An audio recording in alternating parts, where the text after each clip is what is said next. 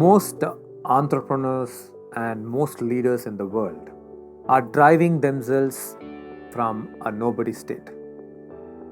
Not long ago, when I met a group of leaders,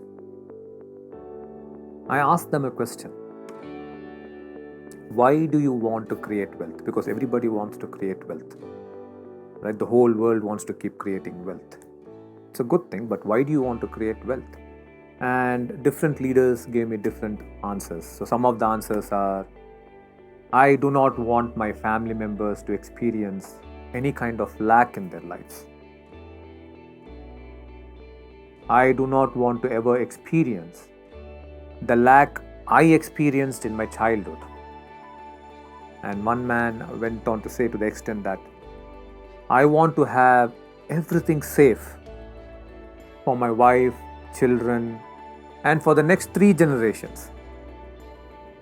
I don't know why it was stopped at 3, but it was 3 generations. Someone else said they wanted to prove to themselves, their parents, and to the society. And they wanted to prove because once upon a time they were treated badly. So what state do you think these people are driving themselves from?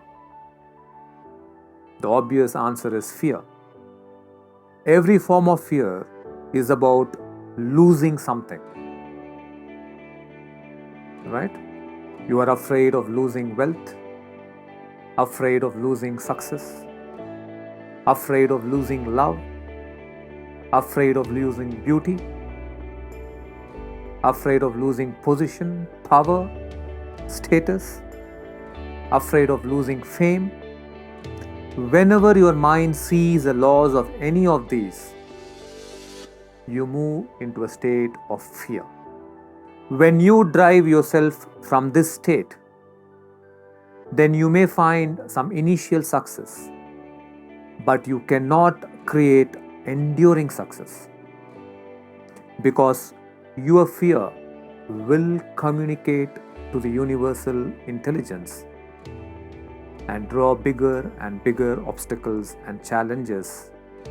Soon, you will either spiral down or live a mediocre life, merely keeping yourself afloat.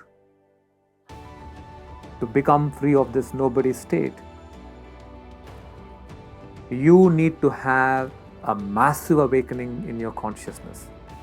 Whether you do business consultancy, constructing a dog shelter, or coaching leaders, or open a gallery, it must come from an awakened state of vision and purpose.